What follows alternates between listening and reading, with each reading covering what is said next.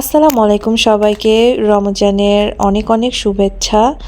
So আমরা normally ইফতারিতে অনেক ভাজা পোড়া অনেক কিছু খাই, বাট আজকে তোমাদেরকে দেখাবো ইফতারির জন্য আমরা কিন্তু নুডলসও বানিয়ে খেতে পারি। অনেকেই অবশ্য নুডলস বানিয়ে খায়, ফর এক্সাম্পল চাউমিন, এইটা তো আমার খুবই পছন্দ।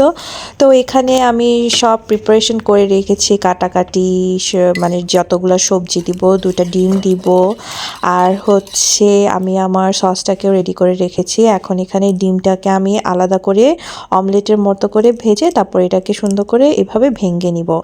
তারপরে আমি সবজিগুলা দিয়ে দিব। সবজিগুলা যখন একদম ভালো সটে হয়ে যাবে, একটু মানে পুরা আই মিন পুরাটা সিদ্ধ না আবার কাঁচাও না, মানে একটু ক্রাঞ্চিনেস থাকবে।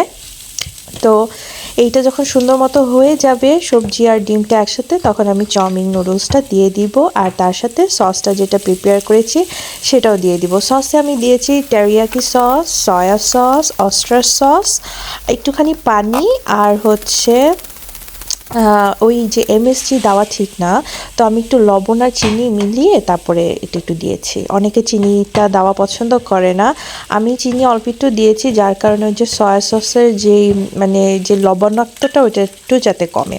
তারপরে এই তো ভালোভাবে সটে ভালোভাবে লাড়াচাড়া করে এই তো শেষ, একদমই সিম্পল ইজি।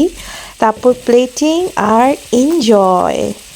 বাসায় তোমরা এটা ট্রাই করো আর আমাকে জানিও এটা কেমন হয়েছে, কমেন্টে অবশ্যই জানাবে। Thank you so much, by.